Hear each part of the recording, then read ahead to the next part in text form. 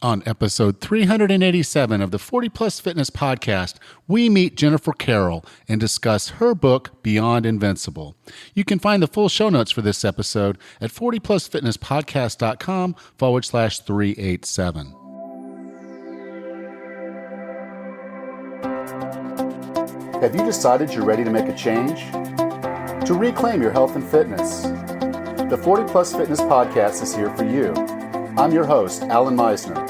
I'm an NSAM certified personal trainer with a specialization in corrective exercise and fitness nutrition. Let me be your coach as you find your way on your health and fitness journey. All right, let's go. Our guest today is a former TV news reporter, wife, mother, desperate housewife, author, speaker, caregiver, and now widow. It's a really interesting conversation that we have about the life of her husband and dealing with illness. I think you're going to really enjoy this episode. With no further ado, here's Jennifer Carroll. Jennifer, welcome to 40 Plus Fitness. Hi there. Hi, Alan. Nice to meet you. Nice to meet you too. And, of course, I read your book, Beyond Invincible, Live Large, Live Long, and Leave a Profound Legacy. So I feel like I know you pretty well because the book itself was just so heartfelt and personal, what you went through, with your husband Phil and the family, and just all of that. As you're reading it and you're thinking, I'm the guy, I'm supposed to be the provider. But I can tell you, I felt a lump in my chest. And even though only 5% of men can show breast cancer, it's still a thing. I went and got checked out. Everything was cool. Doctor's like, no, it's not that. Charge on. And I did, although I'm changing my lifestyle considerably by moving to Panama. But I really just appreciated how you shared that story. And then it wasn't just a story. It then was a series of lessons that I think all of us can learn from. Well, thank you. Yes, it was an unfortunate situation to have to learn these lessons through, like I say, the lessons we learned living while dying. But they were very eye-opening, and they were lessons that we came to realize, and my kids especially, we learned at a younger age than I think typically learning things about just how to kind of say yes to saying no. We like to live in a world where, it's just with infinite opportunities, it was just easy to just kind of try to do everything. And we had that mentality, but being faced with this life-threatening illness, it just forced us to prioritize our lives and recognize what truly matters. And so it has been an incredibly profound journey. Certainly not a journey I'd wish on anyone. It's been very tough, and every day I miss him tremendously. But like I say in my book and in my speaking, life happens to us. What happens to us happens for us, and that sometimes these things that we don't understand, that are bigger than us, that blindside us on an idle Tuesday, our messy parts of life can become our message, and our tests can become our testimony, and our trials can be, just become something that we can share our stories and share our insights and make a difference in the lives of others by allowing them to kind of glean insight from what we've experienced, apply it to their lives, and hopefully come out better off. Like, I hope that you will share your sloth life. Am I saying that right? Sloth? Yeah, the sloth. Yeah, sloth life. Yeah. Sloth life. It's a mouthful. I want you to share it because I want to learn that lifestyle a little bit, just apply it a little bit to this crazy world we live in over here still, as you're enjoying the chickens and the tranquility of this amazing new journey of yours.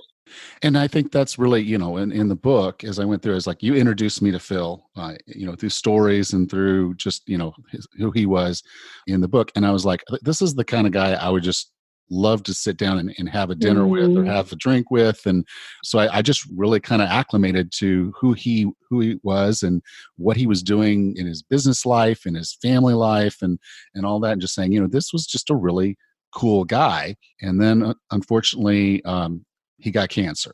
And then there's a challenge and there's some things that you're going through. Can you take just a minute to kind of introduce Phil so we know who we're talking about? Okay, so Phil was larger than life and very He was an alpha personality. He absolutely thought he was invincible. He had this invincible spirit, entrepreneur, really just always saw the hole in the donut. He saw the opportunity. He used to coach our son's hockey team when he was a little dude. And he used to tell these little guys that were all keen to like go out and score a goal, because of course that's life. That's the metaphor, and that's what all they wanted to do. And he'd say, guys, you have to, when you're racing towards the net, you got to shoot. You can't shoot at the goalie, because the goalie is the obstacle. It's the barrier to what you want. You have to see the holes around the goalie, because those are the opportunities. And that was Phil. He did not see obstacles. He saw opportunities. And when the kids grew up and they'd say, Dad, I have a problem, they'd come with him with weeping eyes, and Dad, this happened, that happened. They'd say, Austin, we don't have problems. We have opportunities. And anything that came his way just was, he had these rose-colored glasses, and he could just somehow see the positive in everything. So that was Phil in a nutshell, larger than life. And but the downside of that was the greatest part. That was the part that we just all tapped into, and how he lived every day to leave his legacy, and why people remember him. He just had this intense power and ability to see the goodness in all things. But it became his demise, because he truly felt so invincible that he was going to fix it. Like most alpha personalities, I don't know if I could just generalize to men, but let's just say fathers, husbands, our heroes, they have to take care of everything. They're fix-it guys. They're going to take care of their wives. They're going to take care of their staff. They're going to take care of their kids. They can take care of everything. Do you know what Phil didn't realize is that he made this assumption that if he was fit and had abs and could run marathons and ate organic, that he was healthy. And in fact, that is a disconnect.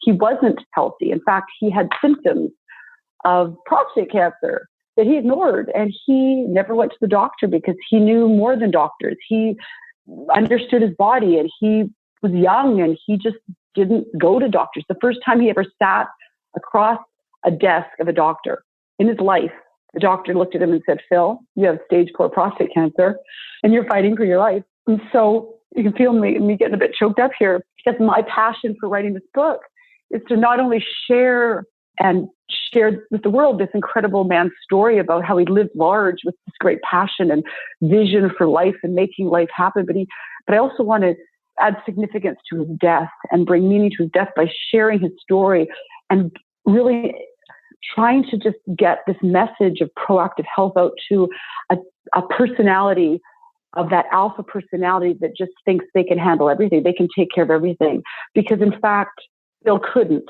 And so, sadly at 52, he passed away, and he, didn't take care of his health the way he could have, and been a bit more proactive.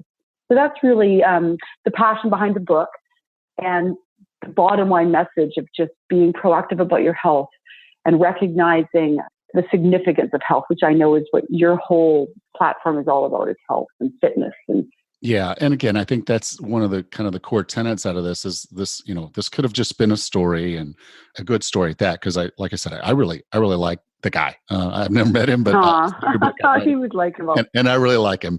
And so I get that. It's just what I liked so much was that then, okay, as we start looking at our health, and it's something that I'm really kind of wrapping my mind around more and more, is that, perception is reality in many cases. But when you're looking at your wellness, so beyond just the general health, it's not just, okay, what is the biopsy? What is the blood test? What does that show? What is, what's your fitness level? Like you said, do you have 6-pack abs and those types of things? But it's this, are you living the quality of life? Are you having the things that, you enjoy? And that kind of goes on this concept of having a positive view.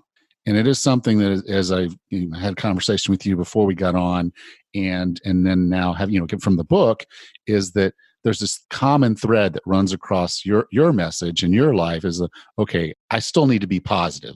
Bad things are happening, but I still need to be positive. Can you talk a little bit about that? So the first thing that resonates with me is this concept that you just brought up. And I'm sure it's the philosophy behind why you picked up your wife, Wendy, and you moved a long way away to live, put yourself in a in a life that has a little bit more rest, that has more of a sloth life. Phil lived this intense life where he really said no to nothing and we all have stress. Stress gets us out of bed. Stress allows us to accomplish great things. Stress gets us, accomplished, but there is de-stress. And so there's, obviously a difference. And I know you know the difference. And I think people generally know the difference between stress and de-stress. Phil learned that too late.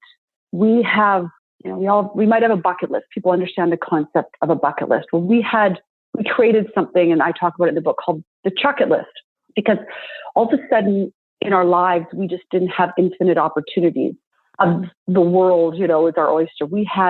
Bill was fighting for his life, and so he couldn't even really travel. He was hooked to an oxygen tank, and so all of a sudden these things would come at us. And we had to have a way of figuring out how to choose what to do and not to do. And what we did is we write our core values every year as part of what we do to set our goals. So we made a list of what are our core values, and number one had to be health, love, family, faith. We wrote these core values, and as life came at us, we would just look and see if they fell under those values. And if they didn't, we actually physically had a bucket on the counter. We had little note cards, little index cards.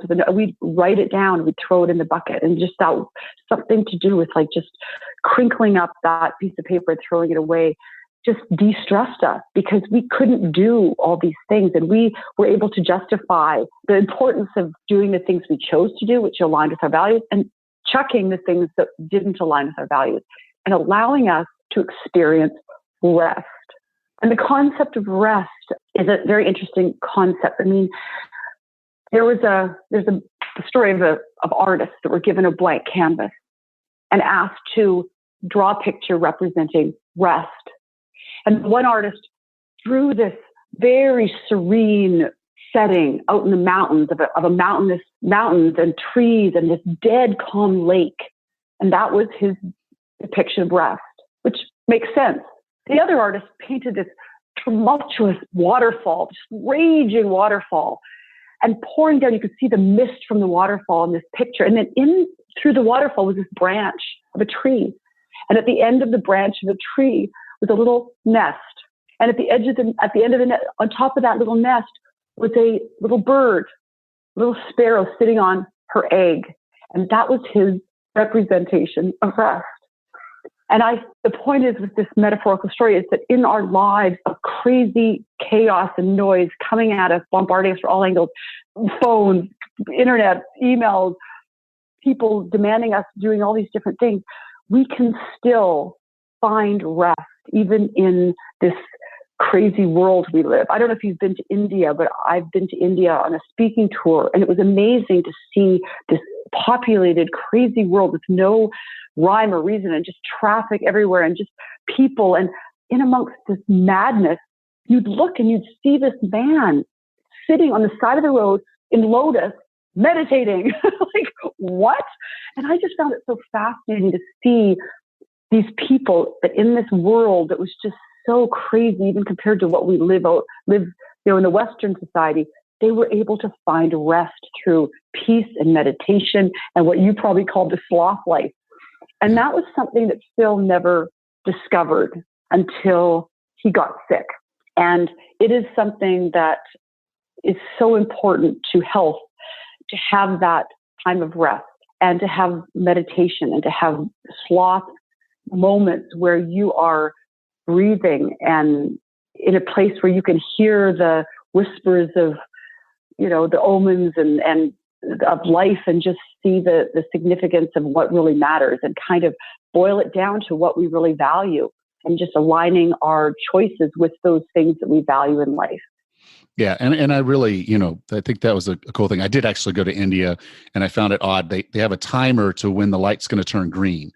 And it is literally like they're lining up for the Indy 500 with a cow, with a taxi, with a tut-tut, and they all take off at the same time. It's nuts. And they're all honking their horns so they don't hit each other, because they can't physically see everything that's going on. They're just listening. And it's phenomenal. And you're right. Yeah, there's just the person sitting over on the side of the road. There's another person that, I guess, to make a living, they've picked up a broom and they're just sweeping. Yes. And it's like, Yeah. okay, everybody's making their way. And if we're all in that charge lifestyle all the time, you're right. We're not giving our body something that's extremely important for it to recover, to even enjoy a basic moment. And even you might not think I'm Right. in that paradise of that mountain, or I'm not in this or that.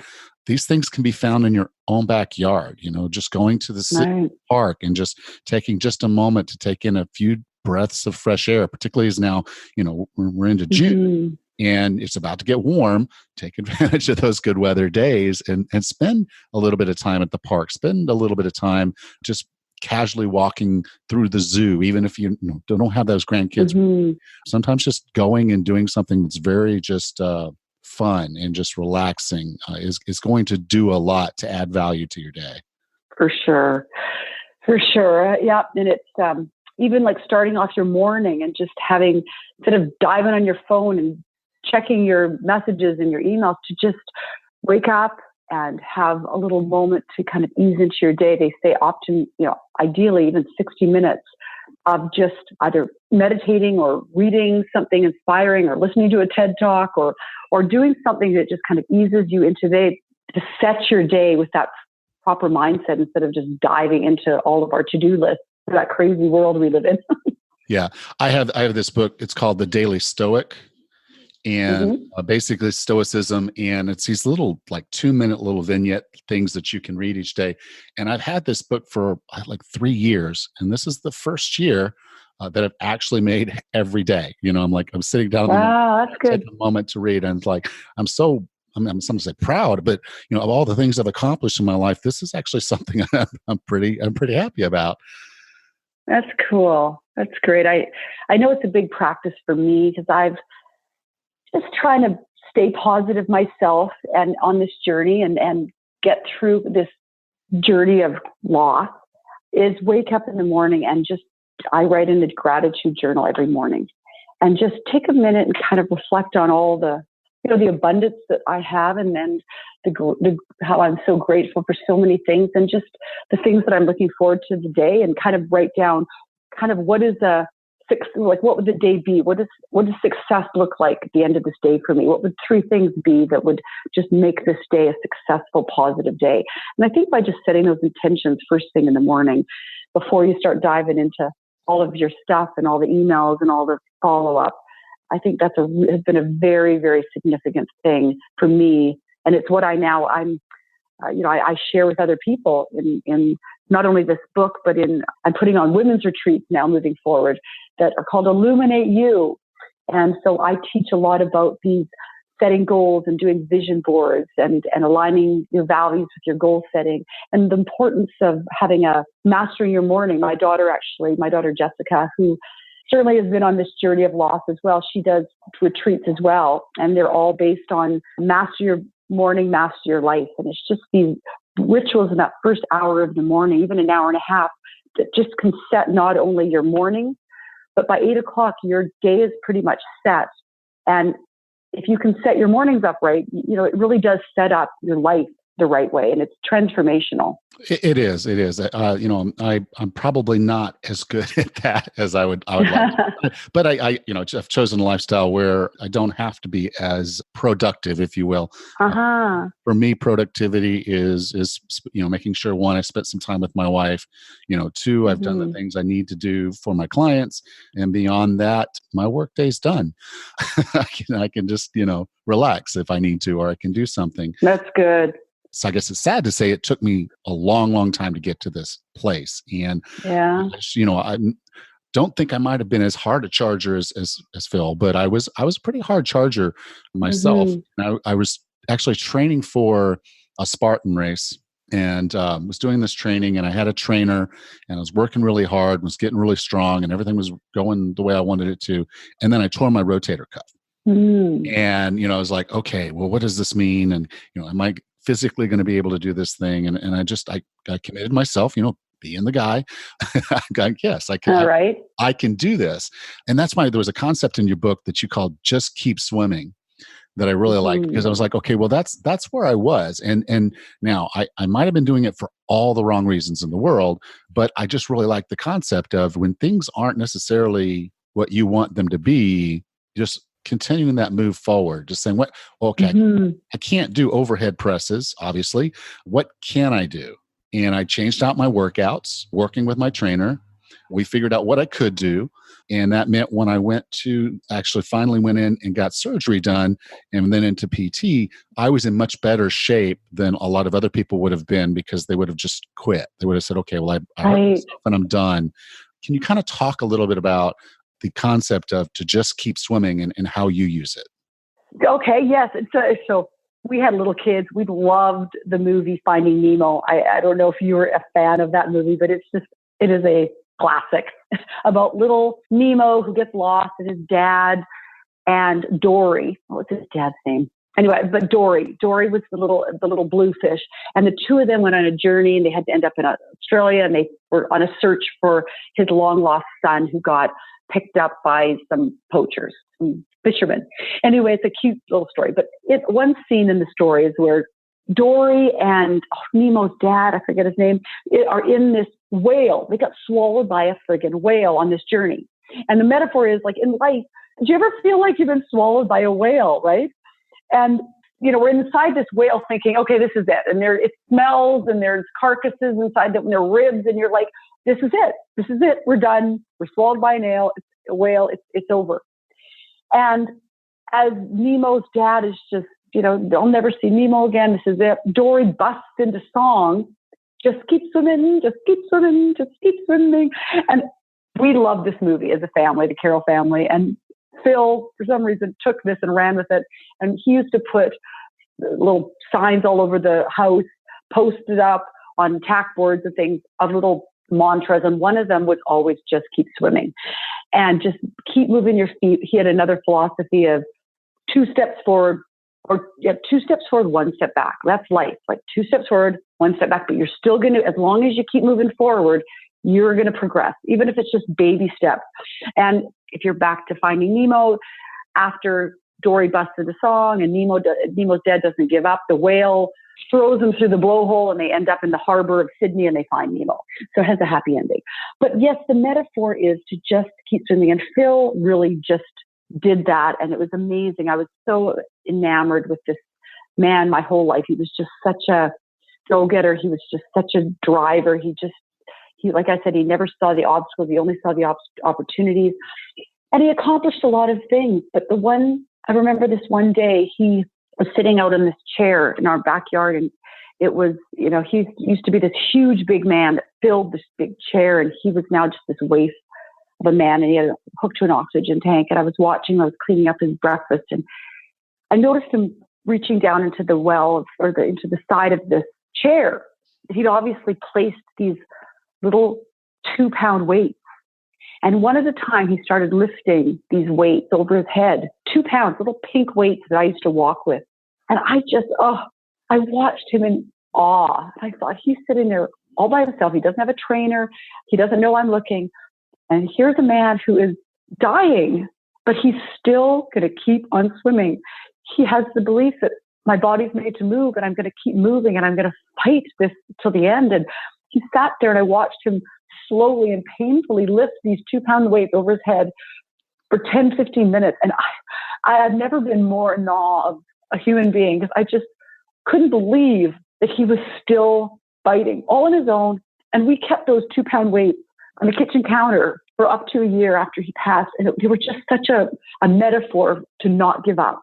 Because in life, we just have to keep moving forward. And many times we have races or Spartan races and we're athletic and we run into injuries and we have to keep moving forward because no matter what, even my dying husband still found reason to keep strong enough for himself and his family to not ever really be dying. He was living while dying right up till his very last breath, which is just, it was really incredible to watch that. And even on my journey through my loss, I feel like I'm constantly thinking about that metaphor and thinking about those little 2-pound weights because it is a journey and none of us are insulated from loss and challenge and chaos. And how do we stay positive and keep on swimming when we hear the words, I'm leaving, you're fired, you're son or daughter has autism, you have an injury and you can't finish the race. I mean, we have various levels of these challenges, but I think it's just really important to just recognize that as long as we're moving forward,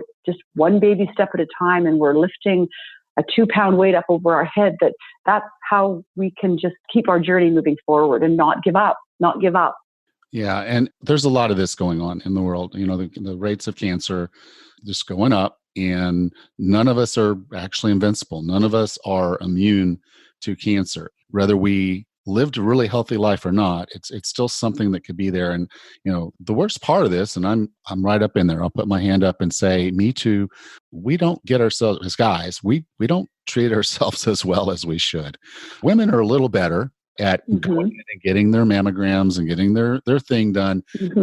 For one reason or another, us guys are like, I don't feel sick, therefore I'm not. And that's not that's not how this stuff works. So one of the clear messages out of the book that I want everyone to kind of take away from this is you're over 50 and you haven't gotten that appointment done, go get that appointment done.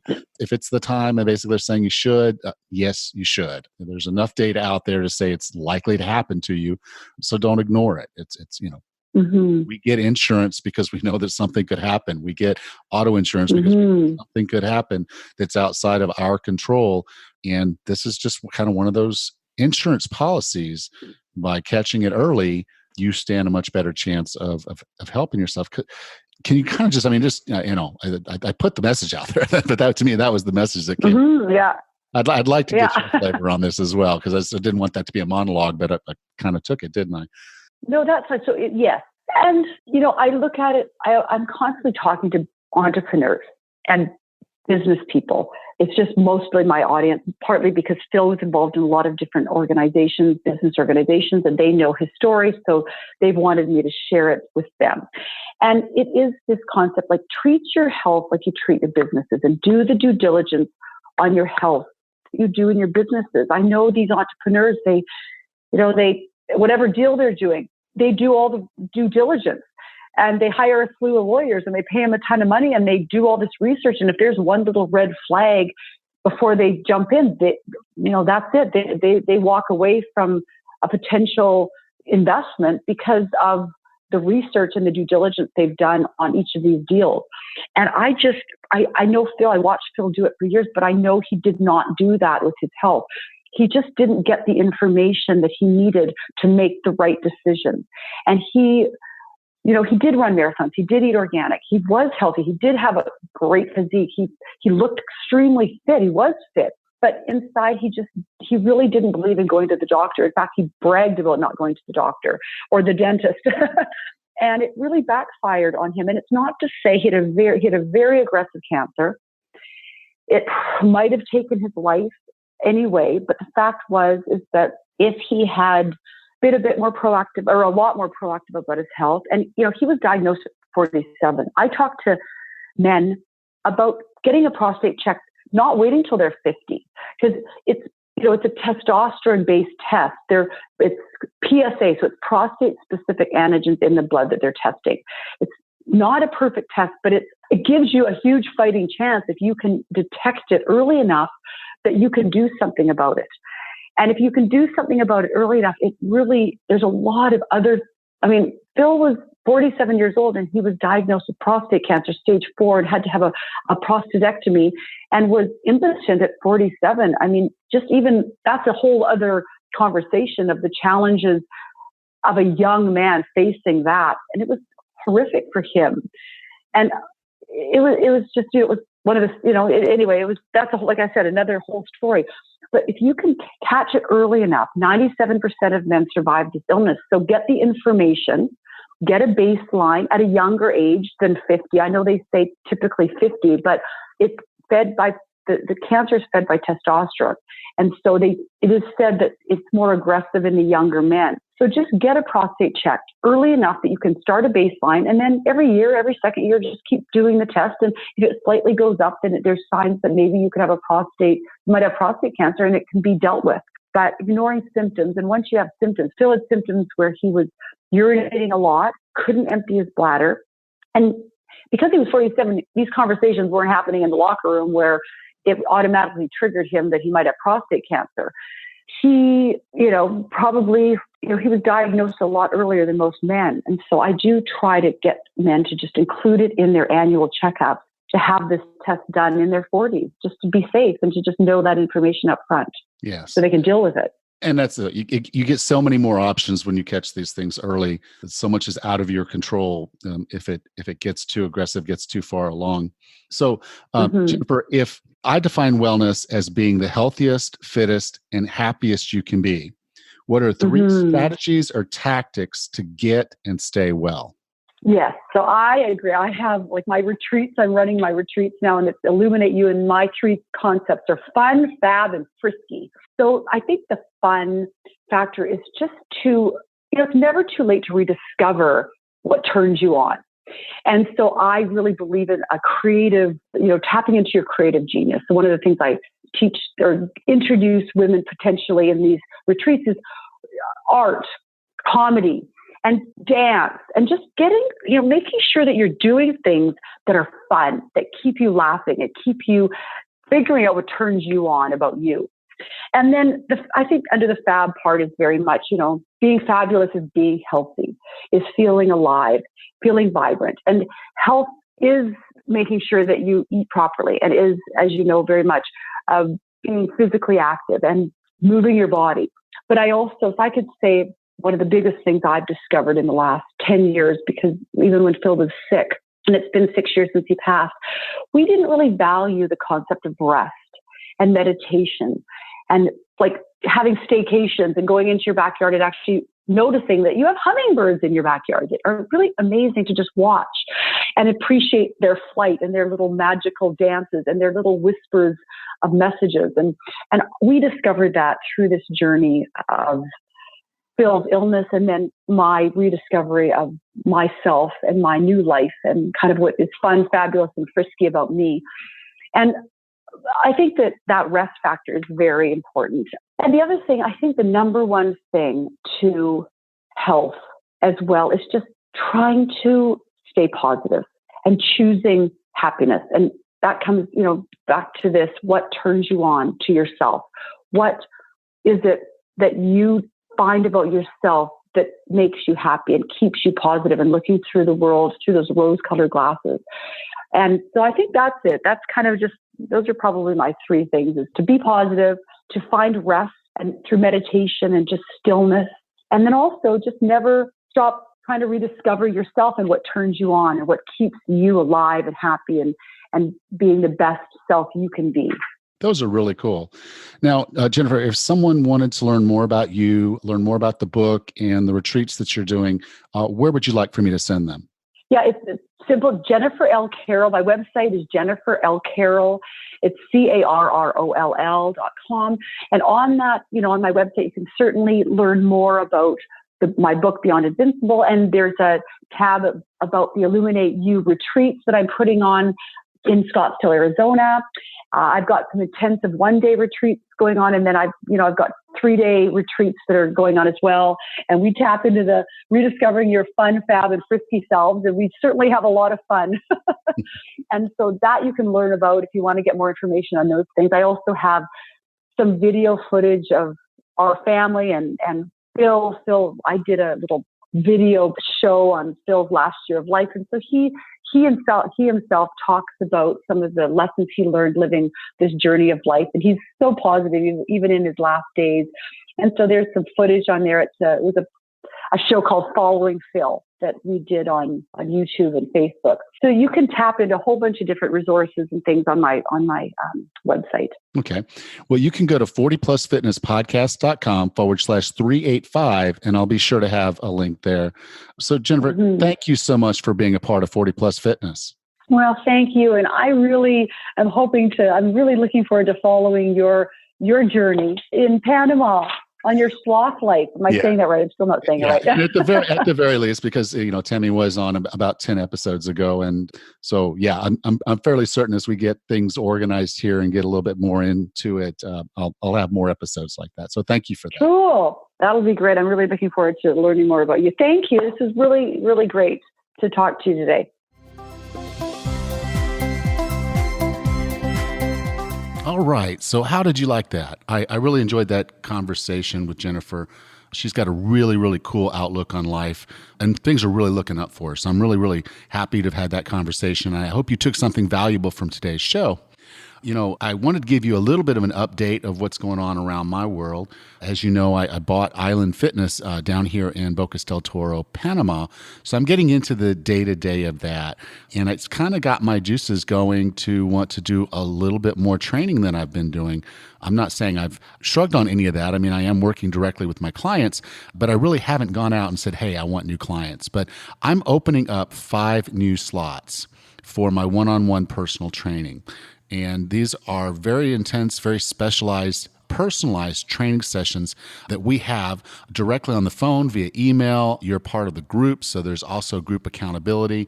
It's a really cool set of features. I'd love to have you talk to me about it, to discuss how one-on-one online personal training can help you reach all of your health and fitness goals. I know during the summer we get busy, things are here and there, and a lot of times our health and fitness goals just sort of fall by the wayside. And I don't want that to happen to you. If you have a coach, if you have accountability, you can stay on track and enjoy your summer. So why don't you go ahead and just send me an email, alan@40plusfitnesspodcast.com. Again, that's alan@40plusfitnesspodcast.com. We can have a short little dialogue about it. I'll send you to the application form if it looks like you're a fit. And then I'm going to accept 5 new clients during the month of July. So starting July 1st, which is today, you want to get on that list. You want to go ahead and email me so I can get you in there. alan@40plusfitnesspodcast.com. Really looking forward to meeting you. Really looking forward to helping you reach your health and fitness goals. Next time on the 40 Plus Fitness Podcast, we meet John Little and discuss his book, The Time Savers Workout. Until then, have a happy and healthy day.